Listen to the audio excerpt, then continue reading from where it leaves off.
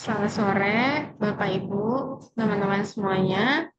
Eh, Perkenalkan, kami dari kelompok 2, Fakultas Ekonomi dan Bisnis, dengan saya sendiri, Katrina, dan rekan saya, Muhammad Sidik Fazudin. Di sini kami akan mempresentasikan tentang penilaian kinerja. Pengertian kinerja dan penilaian kinerja. Apa itu sebenarnya kinerja? Kinerja atau performance yaitu hasil kerja secara kualitas dan kuantitas yang dicapai oleh seseorang pegawai dalam melaksanakan tugasnya sesuai dengan tanggung jawab yang diberikan. Penilaian kerja atau performance apresial, proses sistematis untuk mengevaluasi perilaku, hasil kerja, dan potensi karyawan guna memahami seberapa baik mereka menjalankan tugasnya dibandingkan dengan standar yang telah diterapkan.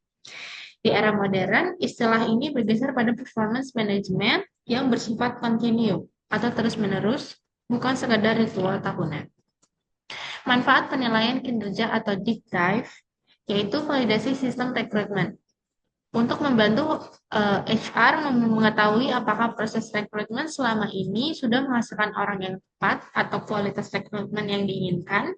Yang kedua adalah identifikasi kesenjangan atau gap analysis untuk mengetahui secara spesifik di mana letak kelemahan organisasi, apakah pada alat kerja, proses, atau kompetensi individu. Yang ketiga adalah legal proteksi yang menjadi dokumen sah jika perusahaan perlu mengambil tindakan hukum terkait PHK akibat rendahnya performa guna menghindari gugatan di kemudian hari. Tujuan penilaian kinerja menggunakan model administratif versus developmental. Administratif yaitu melihat ke belakang. Dasar pemberian kenaikan gaji atau merit pay, penentuan promosi, demosi, atau terminasi.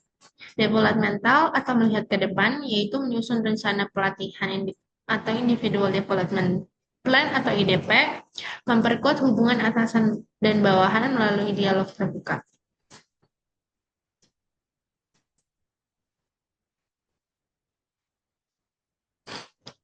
Selanjutnya adalah faktor-faktor penilaian kinerja. Yang pertama adalah faktor teknis atau knowledge and skill, kemahiran menggunakan alat, pemahaman prosedur, dan keahlian spesifik jabatan. Yang kedua adalah faktor perilaku atau soft skills, yaitu kepemimpinan, integritas, inisiatif, dan kemampuan bekerja di bawah tekanan. Yang ketiga adalah faktor output atau Key Performance Indicator atau KPI.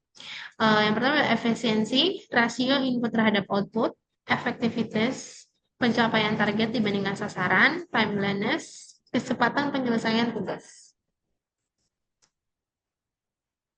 Penilaian kinerja 360 derajat atau di three feedback yaitu mekanisme dan alur. Metode ini mengumpulkan data dari atasan, rekan kerja, bawahan, pelanggan, self-apresial. Atasan fokus pada target dan strategi, rekan kerja fokus pada kolaborasi dan budaya tim, bawahan fokus pada gaya kepemimpinan manajer, pelanggan fokus pada kualitas layanan, self-apresial untuk mengurangi defensivitas karyawan dengan membiarkan mereka menilai diri sendiri terlebih dahulu. Metode penilaian komprehensif dari segala arah, yang pertama adalah prinsip. Karyawan dinilai bukan hanya oleh atasan, tetapi juga oleh rekan kerja atau pers. Bawahan langsung, pelanggan, dan evaluasi diri sendiri. Kelebihannya mengurangi bias subjektivitas atasan dan memberikan gambaran perilaku sosial yang lebih luas. Selanjutnya dilanjutkan oleh rekan saya. Contoh performance manajemen di perusahaan global. Yang pertama itu Microsoft. Meninggalkan sistem stack ranking yang memaksa memecat 10% karyawan terbawah dan beralih ke sistem kolaborasi yang menghargai kontribusi karyawan terhadap kesuksesan orang lain. Yang kedua ada General Electric, mengembangkan aplikasi bernama PDHGE yang memungkinkan umpan balik instan setiap saat, menggantikan tinjauan tahunan yang kaku. Yang ketiga, Toyota mengintegrasikan penilaian kinerja dengan filosofi Kaizen, perbaikan terus-menerus, di mana karyawan dinilai dari seberapa banyak perbaikan proses yang mereka usulkan. Yang keempat ada Google, menggunakan sistem OKR yang fokus pada target ambisius dan transparan bagi semua level. Yang kelima ada Netflix, menghapus penilaian formal tahunan dan menggantinya dengan 360 degree feedback secara rutin dan jujur. Yang keenam ada Adobe, menggunakan sistem check-in di mana manajer dan karyawan berdiskusi secara informal namun rutin setiap bulan, bukan setahun sekali. Studi kasus dan tren terbaru 2025 sampai 2026. Kasus pertama itu dampak AI pada penilaian kinerja.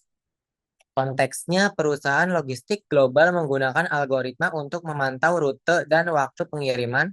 Masalahnya karyawan merasa stres karena dinilai hanya berdasarkan data mesin tanpa mempertimbangkan faktor manusia seperti cuaca atau kemacetan.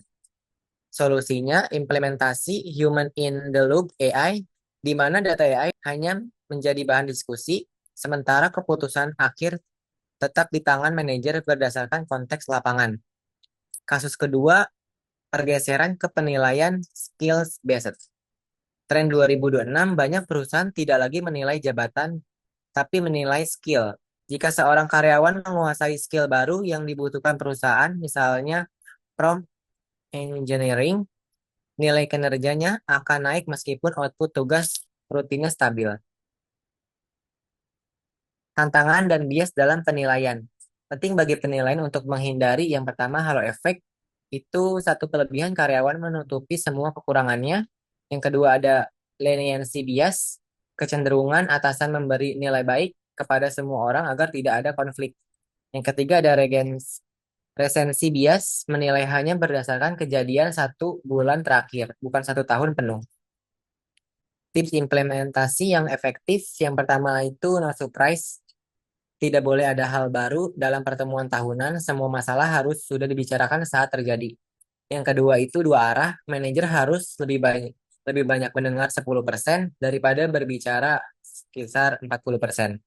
Yang ketiga itu berbasis data, gunakan bukti fisik seperti email, laporan, data penjualan untuk menghindari debat kusir. Kesimpulannya, penilaian kinerja adalah alat untuk memanusiakan data, memastikan setiap karyawan dihargai, dibimbing, dan diberdayakan untuk tumbuh bersama organisasi, dan penilaian kinerja yang efektif bukan sekadar mengisi formulir di akhir tahun, melainkan sebuah siklus strategis yang mencakup penyelarasan, objektivitas, pengembangan, dan kontinuitas. Terima kasih atas perhatiannya dari kelompok 2